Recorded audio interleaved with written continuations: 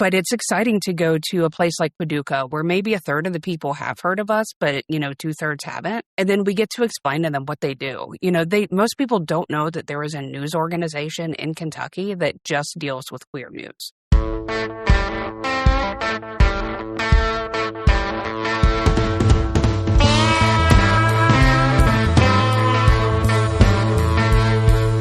Hey there, I'm Jesse Fox Mayshark, and this is Headlights, Voices from the Progressive South. Headlights is a production of the Progressive South, a nonprofit media platform dedicated to amplifying progressive voices and values across the southern United States. You can find out more about us, including how to support our efforts, at our website, theprogressivesouth.org. Just a quick note up front here. After this week's episode, we are going to take a summer hiatus from producing Headlights in order to focus on launching a newsletter and making some updates to the website. We'll be rolling those out over the next few months, and we'll return in August with new episodes of the podcast. In the meantime, we'll be reposting some of our favorite Headlights interviews and a few of our special episodes from the past year. So if you're a new or recent listener and haven't delved into the archives, we'll showcase some of what you've missed. Plus, if events warrant it, we may drop some special news updates. Make sure you like and subscribe to the podcast, and you'll be alerted to any new episodes. You can also follow us on social media on Facebook, Blue Sky, and Instagram. Those links are on our website, too. This week, we're talking to Missy Spears, who you heard up top. She's the Executive Director of QueerKentucky, which is a valuable and interesting media outlet that covers LGBTQ news and issues across the Bluegrass State. That conversation's coming up. And in our Arts and Culture segment, we'll look at this month's FestivalSouth celebration in Hattiesburg, Mississippi. But first, the news roundup. As always, you can find sources and links with more information in the show notes. This week, we'll talk about a large drop in health insurance enrollment in North Carolina, a new law in Georgia aimed at marginalizing local elected Democrats in the state's largest counties, and to start off, some news from Alabama in the ongoing ideological takeover of higher education across many of our southern states.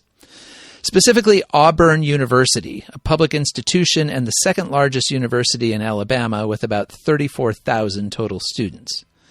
It's the alma mater of Apple CEO Tim Cook, Wikipedia founder Jimmy Wales, basketball star Charles Barkley, and the current governors of both Alabama and Tennessee, Kay Ivey and Bill Lee. It is also, of course, where current Alabama Senator and Republican gubernatorial candidate Tommy Tuberville cemented his stature in the state as head coach of the football team from 1999 to 2008. And it's the latest major university in the South to eviscerate the role of faculty members in campus leadership. On June 5th, the Auburn Board of Trustees dissolved the school's faculty senate, which had served as an advisory body to the university president. In its place, the board created a new, largely powerless advisory council to provide feedback to the president on academic matters, but only if the president requests it. The council is not empowered to make any kind of public statements on university issues.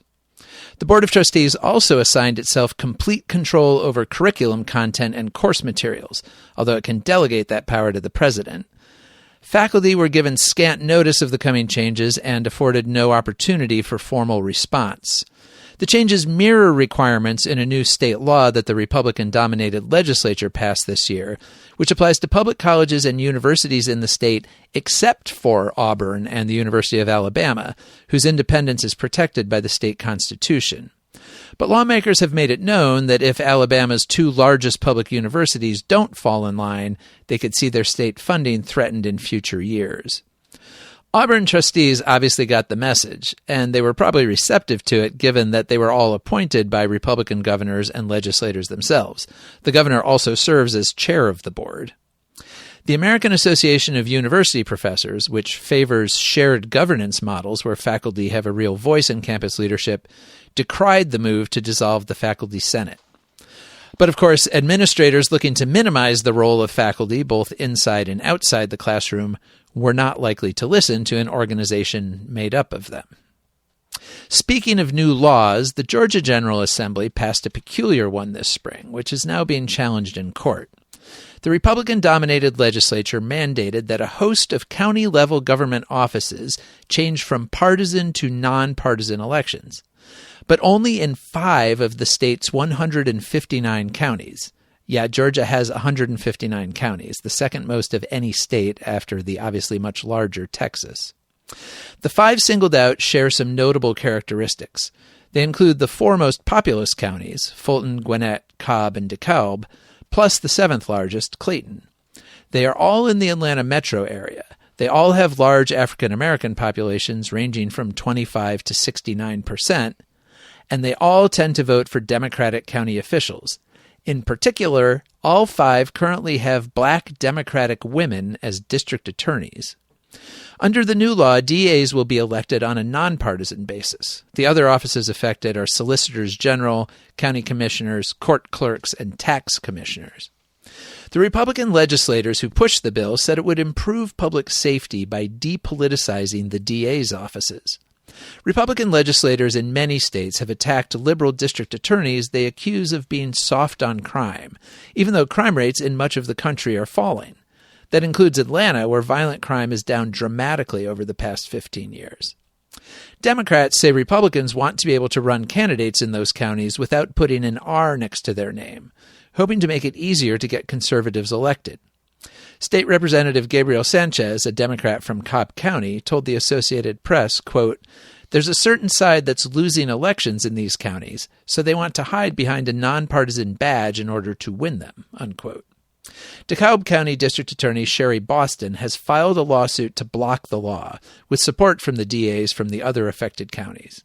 She argues that it violates the Georgia Constitution's Uniformity Clause, which requires laws to apply equally across the state. At a June 3rd press conference, Boston said, quote, "Republicans here at the state capitol want to make it harder for voters in our counties to choose the people who best represent us and our values," unquote. When Congress last year failed to extend subsidies for health insurance policies purchased through the Affordable Care Act's marketplace, healthcare experts predicted that the resulting spike in premiums would lead many people to drop the plans. And that did happen, but the decline of 5% nationwide was smaller than many expected, especially since the drop was coming off an all-time enrollment high made possible by the subsidies, which were expanded under the Biden administration. Still, that's about 1.2 million fewer people on the marketplace plans this year than last year. 41 states saw declines in enrollment, but they were unevenly distributed, and the state with the biggest percentage cut was North Carolina.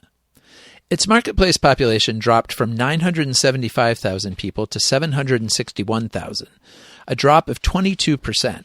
It was the only state with more than a 20% decline. The nonprofit news site NC Local reported that all but 2 counties in the state saw a drop in ACA marketplace enrollment. It's not clear why North Carolina's falloff was so steep. Reports attribute it partly to a lack of paid navigators to help people understand their options and find one that meets their needs. The Trump administration cut federal funding for navigators by 90% last year, but that affected all states. Interestingly, North Carolina could look to another southern state for clues on how to make the marketplace more accessible. Texas, which has the highest percentage of uninsured residents in the country, was one of 9 states that saw growth in their marketplace enrollment last year, growing by 5% and adding about 206,000 people. This is apparently at least partly because of a bipartisan bill the Texas legislature passed in 2021, which is complicated to explain but basically aligned pricing for different levels of coverage, keyed to subsidies for lower-income residents. This premium alignment appears to have worked to make more plans available and affordable for Texans seeking coverage. You can read more about it at a link in the show notes. The Texas experience suggests that a hands-on state approach to managing the ACA marketplace can make a significant difference. Although it has to be said, not as significant a difference as expanding Medicaid coverage under the ACA. Texas is one of 10 states that have refused to expand Medicaid under the Act, which helps explain why it remains the least insured state in the country, with nearly 17% of residents uninsured. North Carolina, on the other hand, did expand its Medicaid coverage, which helps explain why, despite its falling marketplace enrollment, its uninsured rate of 8.6% is about half of Texas's.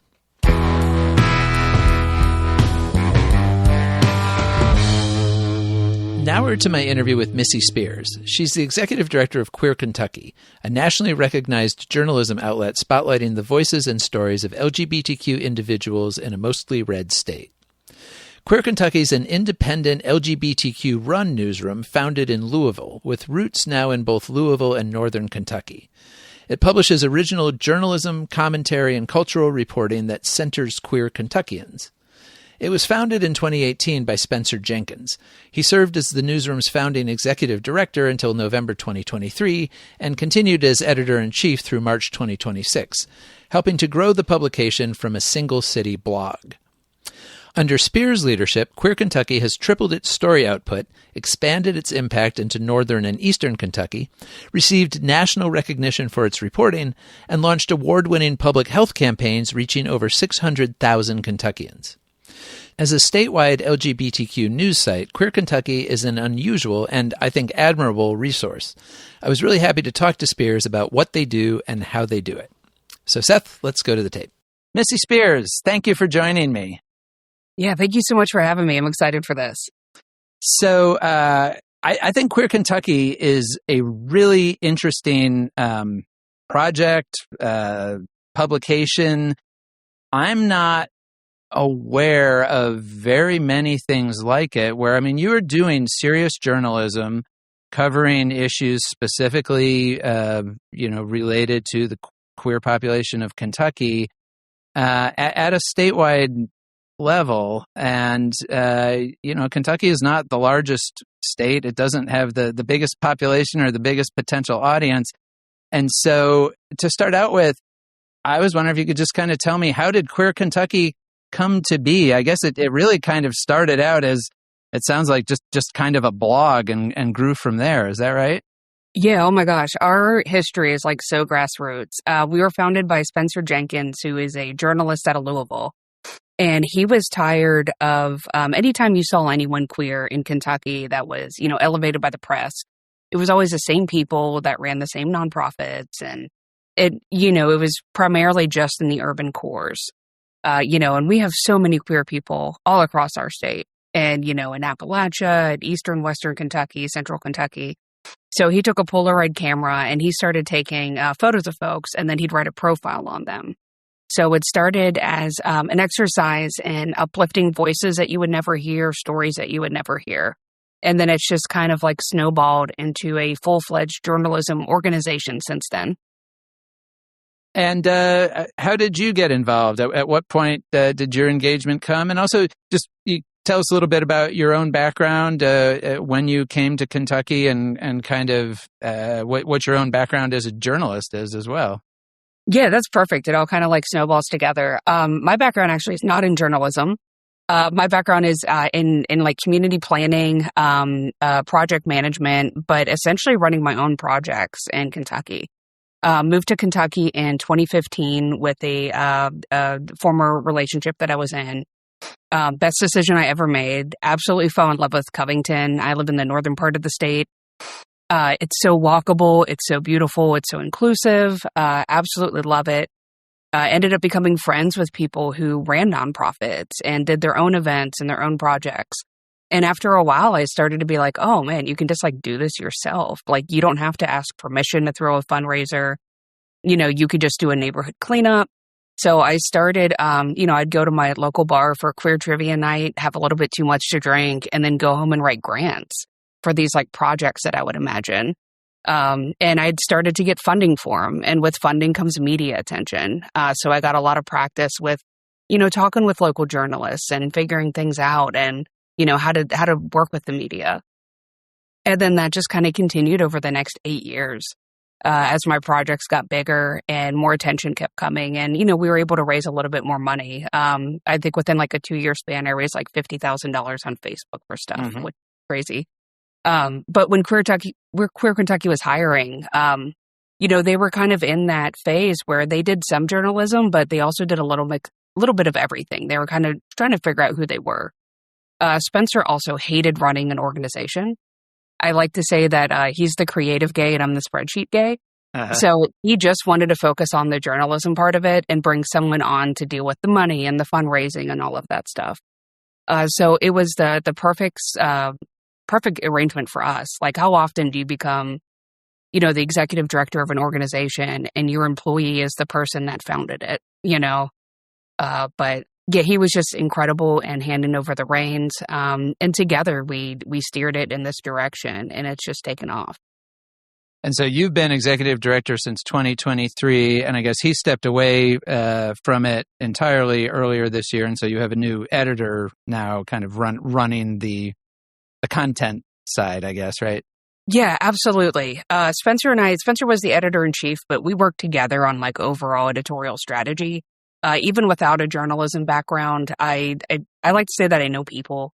You hear what people you hear what people are talking about, and also like you then discover what the media is not covering. There's just so much news out there, especially news that affects queer people, that it's frustrating to, there's a big health bill that comes out of the federal government and it does 1,000 things, but nobody's talking about the 40 things that it only affects queer people on. Mm-hmm. So just seeing that gap, allowed us to kind of walk into that. And so what kind of response have you gotten? I saw that, I think you say you're getting 8 million readers a year, which is more people than there are in Kentucky. Okay. But so like, what are you hearing, and are you really hearing from people across the state, not just in Louisville, not just in kind of the northern areas, but also down into Eastern Kentucky and the Appalachian areas? Yeah, that's been the coolest part of it. I live in Northern Kentucky, but Louisville has always been the hub of the state. That's where the organization was founded, and that's where the majority of the writers and the readers were located for a number of years. And so we've really made it a priority over the last few years to reach out to the other parts of the state and grow our networks and our communities. We don't always work with trained journalists. A lot of times we'll just find a good writer that lives in a community that we're looking to, explore and write more on. And we'll work with that writer to do pieces for us. And so really it just comes down to relationship building, making sure that we try to attend more Pride events in those communities. If there's, like little conferences or events that we can attend, if there's any opportunity for us to partner with folks in those areas, different nonprofits. So we've been trying to work on that a lot over the last 3 years and expand our footprint throughout the state. Obviously, Northern Kentucky was an easy expansion for us because I live up here and I have my connections I could dip into. But very proud of the fact that we've expanded our Appalachian coverage like 800% over the last 2 years, which, number one, it shows you like we were not coming from a very strong number to start with. Mm-hmm. But we have like made it a point to have consistent coverage in Eastern Kentucky, especially Appalachia. And now our goal is to move into Western Kentucky in that same way. And so can you give us kind of here we are in Pride Month, a state of the state as far as LGBTQ rights and culture in Kentucky go? I mean, obviously, in a lot of our southern states in recent years, we've seen a real backlash to the Obergefell decision and the kind of expansion and growing visibility of queer people in public life. What's it like in Kentucky? Kentucky's complicated. Just like what you mentioned with, especially in the South, we are seeing a number of hits coming out against our queer family, our trans family. But we're also seeing a lot of wins that people don't really identify as wins. For example, Kentucky has a part-time legislation at the state level. And our General Assembly generally runs the first, 3 to 4 or 5 months of the year, depending on if it's a budget year or not. So we have a ton of bills that are coming out all at once that we have to track. And if the advocates have limited time to try to, get people rallied around them or against them. But this year there were 10 anti-LGBTQ bills and every single one of them got defeated, which, a lot of people wouldn't say is a win, but that is a huge win for us. We're not in a position as a state where we're going to be passing positive queer legislation. But knocking down the things that are going to take away rights is maybe even more important than that. We're also seeing, a lot of attacks are coming from the federal government too. And there's, not a lot that we can do about that. But, just seeing people rally around their towns. Kentucky has over, I think, 25 different pride festivals this year across the state. Towns as small as like Corbin, Kentucky, Hazard, Kentucky. Pikeville Pride has had a thriving pride for years with thousands of people that come. I just came back from Paducah, where they host the only lesbian film festival in the country. Right. I was reading about that on your website. I need to, we do a little arts and culture segment on the show, and I'm always looking for those. So I'll have to remember to preview that one next year. Oh my gosh, you would never think Paducah is gay. And Paducah is like one of the gayest cities I've ever been to. Like outside of like the festival, just walking around downtown, they were the advertisements in small business windows about, a queer movie that was playing the next month and their own pride that they were hosting, 6 weeks after that. So there's just such a huge population of queer folks that live here. At least 200,000 queer people in Kentucky. And so even though we're reaching, 8 million people across the country, it's really those like 200,000 queer people that we focus on and get excited about. And so when you go out to these other towns and places around the state, like, do people know you? Do people know QueerKentucky? Like, have you kind of reached a level of visibility with the queer population across the state? Yes and no. So, like, it's exciting to, like, one of the reasons I do love Louisville Pride is because, like, you walk down there and, like, our shirts are just everywhere. And I've never seen anything like that for any nonprofit organization that I've worked with before. The quote-unquote branding is just, like, so good. But it's exciting to go to a place like Paducah where maybe a third of the people have heard of us, but, 2/3 haven't. And then we get to explain to them what they do. Most people don't know that there is a news organization in Kentucky that just deals with queer news. Mm-hmm. Maybe they heard our name. Maybe it was 5 years ago when we did a little bit of everything, And so it's kind of like we have the opportunity to come out again, which, most of us have already done once in our lives. And just like connect with folks and let them know that we exist. And, now we have, just like really strong, it sounds weird, but like really strong wording just to like talk about our work and what we do and really explain, this resource that's available for folks. And you've hit on this a little bit, but can you go a little deeper on the importance, you think, of having an outlet that really is, run by and for queer folks, that is attuned to issues in a way that maybe even the best intentioned other news outlets wouldn't be? I mean, what does that provide, especially in a place where obviously you remain a minority and in some ways an embattled one? Yeah, so I mean, there's a number of different examples of this. At the federal level, you get some massive bill, like the Big Beautiful Bill, that's 1,000 pages long. And a lot of the, the independent news networks around here, even the, like the Courier Journal type places, which are much larger, when they're deciphering those bills, they're not be able to pull out every single small thing that affects queer people because they need to pick the aspects of it that affect most people. We had 35 rural hospitals that were at risk of closing down. And so, we were able to work with a researcher, to pull stats on the queer people that would have been affected by those hospital closures. At the state level, there's a lot of bills, because as I said, we have a very short legislative process. We also are no longer, our legislators can no longer pre-introduce bills. They used to file bills all year so we knew what was coming and you had time to read them. Now everything gets filed on the first day. So it's literally thousands of things at once. And so we work with, political reporters who are able to jump in there and read bills and pull aspects of those bills out that other people are missing.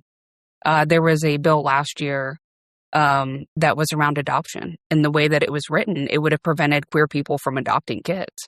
And none of that hit the news at all. Luckily it fell off before it even came to a vote. But something like that was not reported on to anyone. We also deal with things being misreported a lot on the national level. There was a bill that did start to go through that would have banned trans teachers. But the way that our General Assembly works is that there are certain time frames that bills have to reach, or they're just automatically going to die because there's not enough time to vote for them and then override them, assuming Governor Beshear, is going to veto it. And so there was a national outlet that reported that this bill was going to go through, and it caused panic throughout the state with all the trans folks. We received dozens of emails and messages just within a couple hours.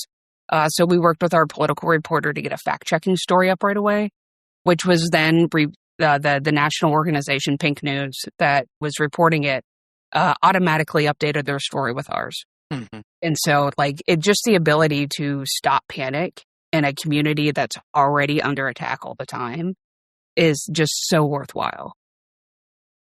I saw another thing you all do that seems really interesting is a survey Yes. of basically queer people in Kentucky. But you do this in association with, is it a university? Who do you work with on that? Yeah, so it's a university that we can no longer name. Okay. But they're, their research team, they have, there are some researchers there that find their own projects and they work with them on their own time. And so our original goal back in 2023 when I came on is I wanted to find out, what does the community actually need?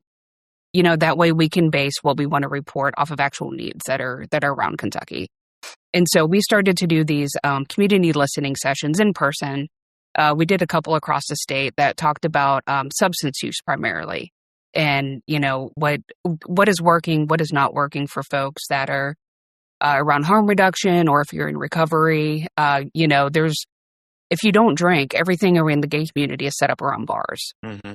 So just kind of exploring that aspect of it. And then that led us to want to do a survey of our community to expand it beyond those cities that we were in person and reach more of the state.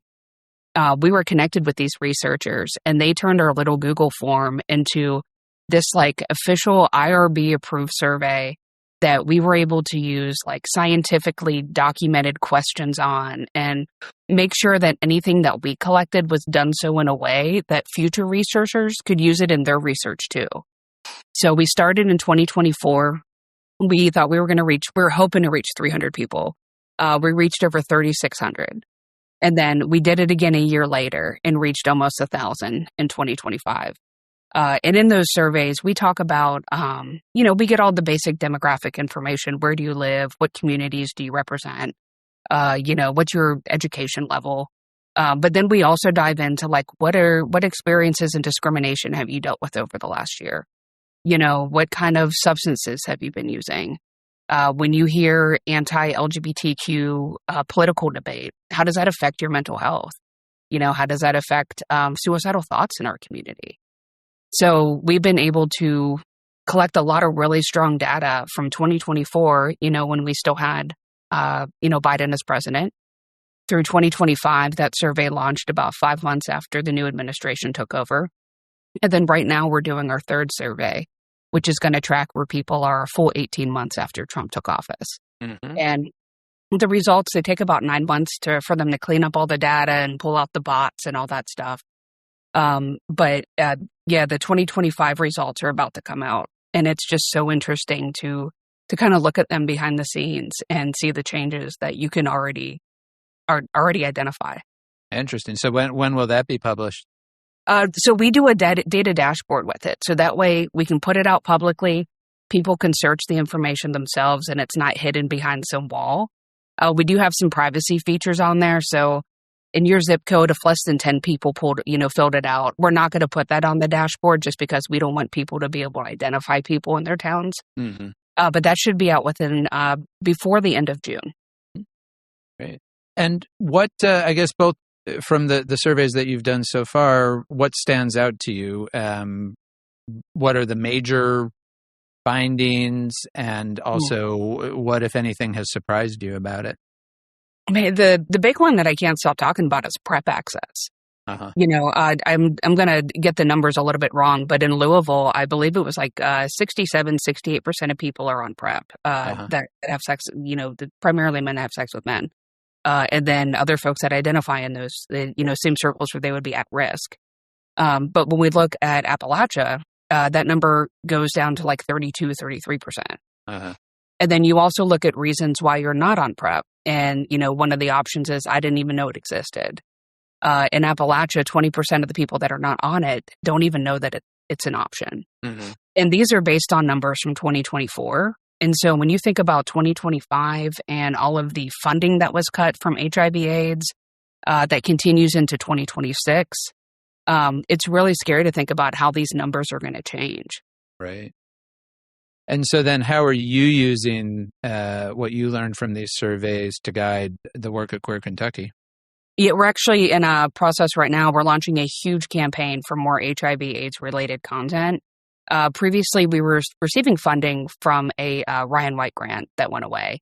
And that was covering some of our journalistic stories and then social media graphics as well around this. And so we were able to get some funding. And so we're going to start launching 2 stories a month that are going to dive into just letting folks know what PrEP is, talking about organizations that are available in rural Kentucky. We are going to focus on the rural parts of the state. We're also going to do like photojournalism. This is what it's like to go to the doctor and talk about PrEP, kind of like walking folks, visually through the experience if they're nervous about it. And then we were able to get a really amazing journalism grant through an organization, CMP, where we're going to do 3 to 6 more in-depth stories where we're actually going to investigate, the cuts from the funding. How did they, dive a little bit deeper into how they affected these organizations and try to tie some bigger themes together across the state. Mm-hmm. So really doing like a community journalism project around PrEP specifically to raise awareness and answer questions people have and so forth. Absolutely. And we're small, we only can put out, 10 to 12 stories a month, And so we want to make sure that we're not just like suddenly like the HIV organization and that's all we talk about. So, we are definitely, we're really thinking it through to do a balance. We want to do a bunch of community journalism with it where we're, giving firsthand accounts of people and, really profiling like the do-gooders in these situations. But we also need stories of joy too. So we're making sure that we balance that on the other end of the storytelling that we do to make sure we have a lot of stuff about arts and, the fun stuff in Kentucky. Maybe a couple stories about bourbon if you still enjoy bourbon. Right. There's so much good about Kentucky that we can share. So we're just trying to mix it together to make sure folks stay educated, but also that they stay interested and they keep reading. Yeah, I saw you had a profile of Kane Colto. I love Kane Colto. He's been so good to us. That was our second story with him. And just such a kind person. Yeah, his whole background is just really fascinating. And I don't know how many people would expect there to be a queer Latino rapper from Kentucky, but he's a good one. Oh, absolutely. And, the fact that they went through conversion therapy, I didn't even realize. It was after the Supreme Court decision that Kane reached out, I believe it was, to GLAAD to say, hey, this just happened and I want to tell my story to help people. Yeah. And then GLAAD got us back in contact because we had interviewed him the year before. And so just like seeing something horrible happen and then being able to stand up and be like, I want to talk about my experience with that on a national level. I just have all the respect in the world for them. Yeah. You mentioned getting a grant earlier, and I'm curious about, you're a nonprofit, and obviously you, I guess, have the benefit of a background in some fundraising, it sounds like, but how do you pull all the different streams of revenue together to make it work? Oh my gosh, I love spreadsheets. So that's a lot of it. So 2024, I would tell you, we had this whole strategic plan and we identified certain, organizations that are more likely to give for these different needs. And that's also a reason we wanted to collect data. We wanted to show that like these things are actually, like we all know that, anti-queer and anti-gay rhetoric on TV affects our mental health, but you can't prove it. And so part of our goal was being able to prove those things. And then we could go to folks and be like, will you fund reporting in these areas? 2025 wiped away like 75% of that money that we were going to go after. So now it's just, the kind of pulling it all together it's more like trying to figure out sponsorships and ad revenue on our website and, rolling out, monthly donor programs to get people more invested in supporting this individually. So the given landscape has definitely changed for us over the last few years, where we were, When I took over, we were like 95% grant supported. So it was already a goal of ours to diversify that. Like, that is not sustainable. Just the political landscape set us off on a much accelerated path to get that switched. Sure. Yeah. Well, so obviously, I guess the legislature has wrapped up there for the year, but we are heading toward elections in November. Are there any particular races or issues you all are focusing on to try to make sure they stay in the spotlight?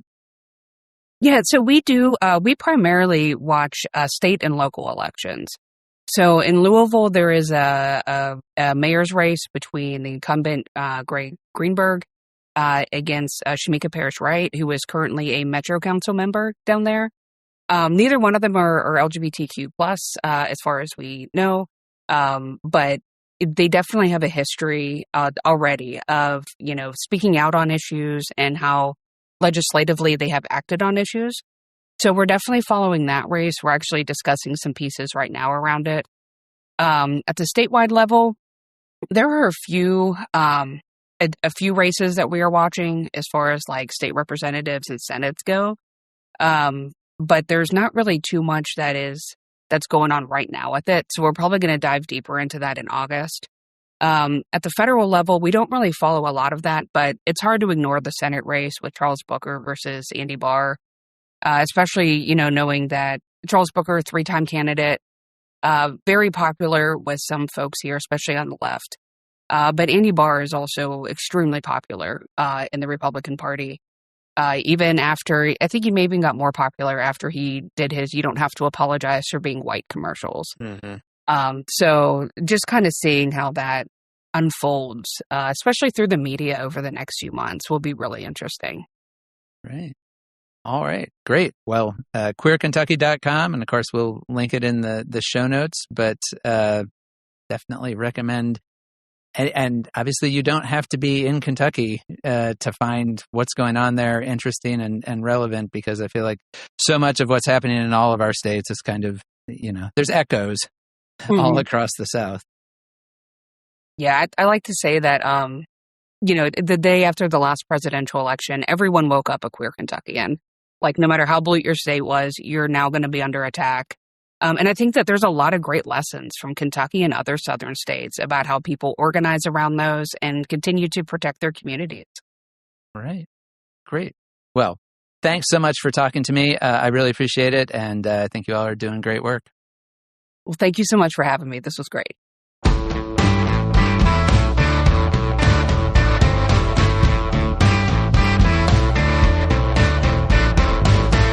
If it's June, it's time for FestivalSouth in Hattiesburg, Mississippi. The multi-week arts festival, which debuted in 2010, runs this year through June 27th with a range of music and arts events across the southern Mississippi city. Hattiesburg is in the heart of Mississippi's Pine Belt, also known as the Piney Woods, for the long-leaf pines abundant in the region. FestivalSouth was started and is still run by the Hattiesburg Concert Association, a nonprofit that presents and promotes arts events year-round. It includes both free and ticketed events, from gallery exhibits to children's story times to theatrical productions. This year's festival features a wide-ranging celebration of the United States' 250th birthday. It will culminate on the 27th with a multi-genre concert called the Great American Playlist. Mississippi blues guitarist and singer Vasti Jackson will join the FestivalSouth Orchestra for a program that will range across blues, R&B, country, rock, and more. FestivalSouth this year is partly supported by a $40,000 America 250 grant from the National Endowment of the Arts. The Trump administration has made it a priority to fund arts related to the country's semi-quincentennial, and arts organizations have adjusted accordingly.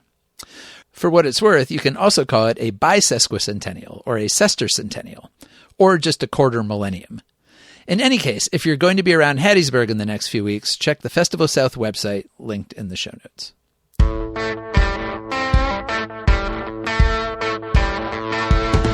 And that wraps us up for this week. Remember, the Progressive South is a nonprofit enterprise, and you can find information about supporting us on our website, theprogressivesouth.org. You can also reach out to me directly at jmayshark@theprogressivesouth.org. Thanks to our friends in Bark for our theme music, and to Lord Seth the Libertarian for his production work at Barbarian Productions. And thanks to you for listening. Have a great summer, and we'll talk to you soon.